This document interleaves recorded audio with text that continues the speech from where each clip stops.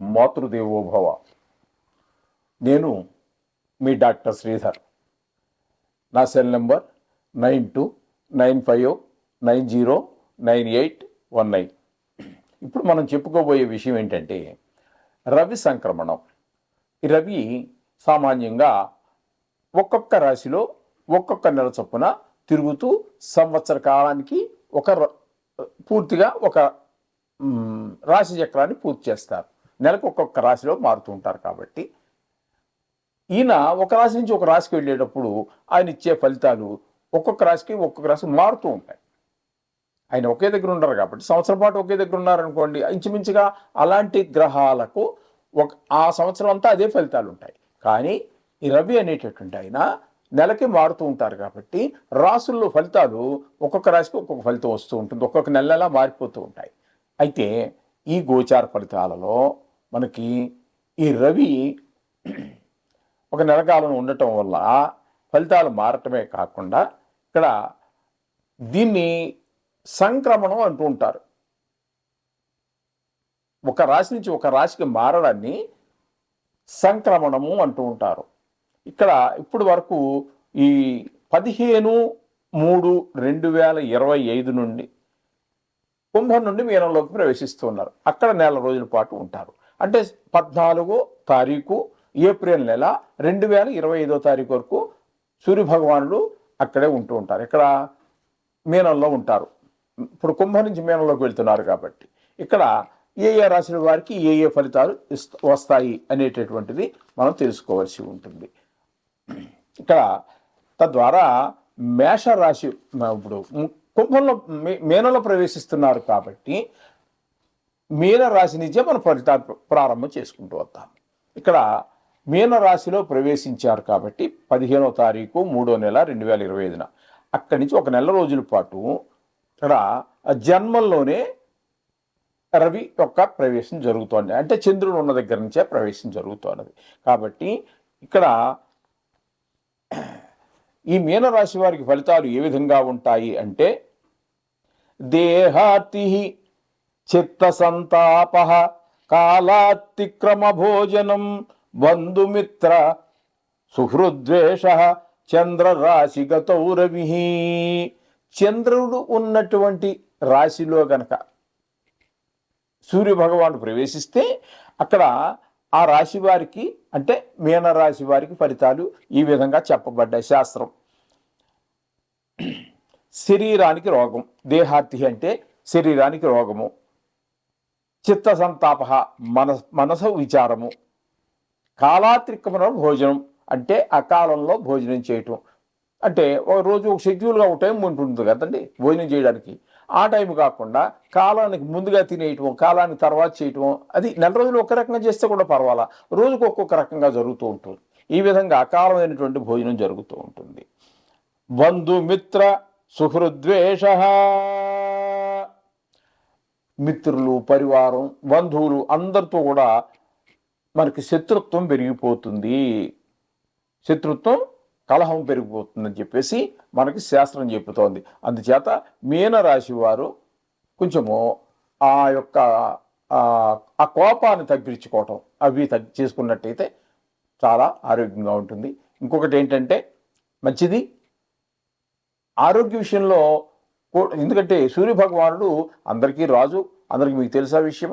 అలాగే సూర్యభగవానుడు ఆరోగ్యం భాస్కరాది చేతు అన్నారు కాబట్టి ఇక్కడ అనుకూలమైనటువంటి ప్రదేశం కాదు. కాబట్టి ఇక్కడ మీనరాశి వారికి చిన్న చితక అదే రోంపాదగ్గు ఇలాంటి చిన్ని కొన్ని అనారోగ్య సమస్యలు కూడా పొరచూపేటటువంటి అవకాశం ఉందని చెప్పి మనకు శాస్త్రం చెప్తోంది.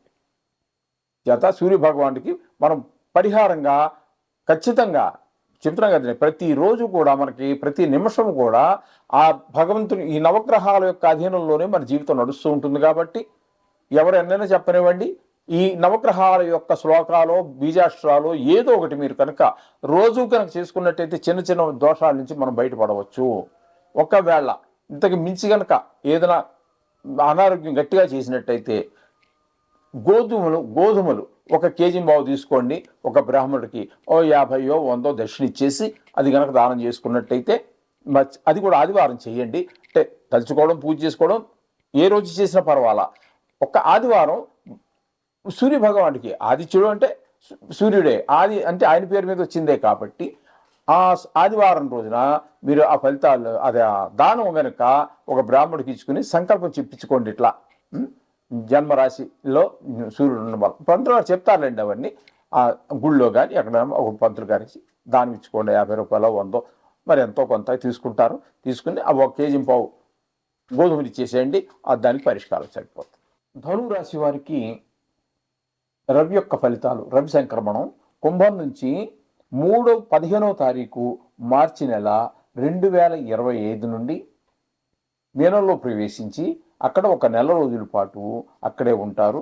ఇప్పటి వరకు అంటే 14వ తారీఖు ఏప్రిల్ 2025 వరకు నెల రోజుల పాటు మీనంలో సంచారం చేస్తూ ఉంటారు. కాబట్టి ఇక్కడ ఈ ధనురాశి వారికి 4వ స్థానం అవుతుంది. 4వ స్థానంలో ఈ రవి యొక్క సంచారము ఏ విధమైనటువంటి ఫలితాలు ఇస్తుంది అనేటువంటి శాస్త్రీయమైన పద్ధతిలో తెలుసుకునేటటువంటి ప్రయత్నం చేద్దాము.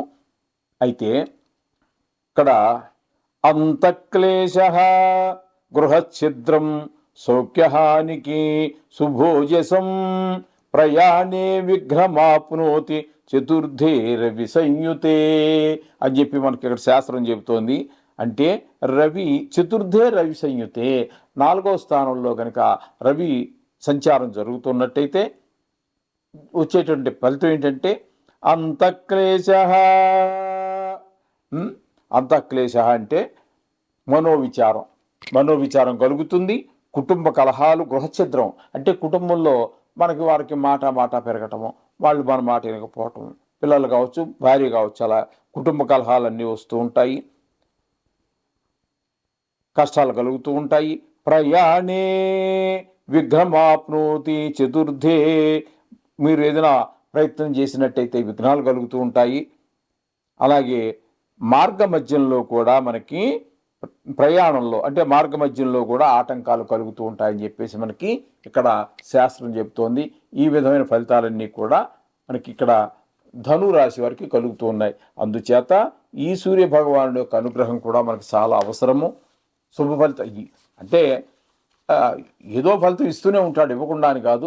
మనకి ఖచ్చితంగా మనకి కష్టమైన ఫలితాలు, కొంచెం క్లిష్టమైనటువంటి ఫలితాలు, వ్యతిరేకమైన ఫలితాలు ఇచ్చేటప్పుడు మాత్రం తప్పకుండా మనం దాన్ని విశేషంగా చేసుకుంటే మనకు మంచిది. కాబట్టి చతుర్థంలో ఇన్ని కష్టాలు కలగజేస్తున్నారు కాబట్టి మీకు ఆదిత్య హృదయం చదువుకోవటం కానీ, లేదా సూర్య నమస్కారాలు చేసుకోవటం కానీ, లేదా సూర్యాష్టకాలు అవన్నీ ఉన్నాయి కదండి, అది చదువుకోవటం కానీ ఏదో ఒకటి చేయండి. నవగ్రహాల చుట్టూ తిరగటం కానీ చేయండి. మీకు ఇంకా ఎక్కువగా బాధ అనిపిస్తే నెల రోజుల్లో పోయేదేం లేదు. 1 కేజీ గోధుమలు 60 70 ఉంటాయి. 1 కేజీ గోధుమలు తీసుకొని ఒక 50 రూపాయలు 100 రూపాయలు పెట్టి బ్రాహ్మణుడికి దర్శనం ఇచ్చేసి ఆ సంకల్పం చెప్పించుకొని ఆ దోషాన్ని నివృత్తి చేసుకున్నట్టయితే మీకు సర్వశుభాలు కలుగుతాయి. ఎందుకంటే సూర్య భగవానుడు ఇచ్చే కష్టాలు అలాగే ఉంటాయి, సుఖాలు కూడా అంత గొప్పగా ఉంటాయి. అయితే గోచార రీత్యా సూర్య భగవానుడు ఎప్పుడూ కూడా కేవలం 4 రాసుల్లోనే శుభ ఫలితాలు ఇస్తూ ఉంటారు.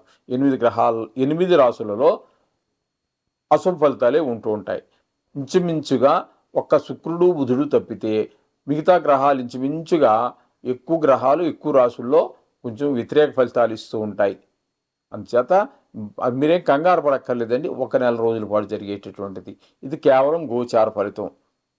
ఈ రాశిగతమైనటువంటిది.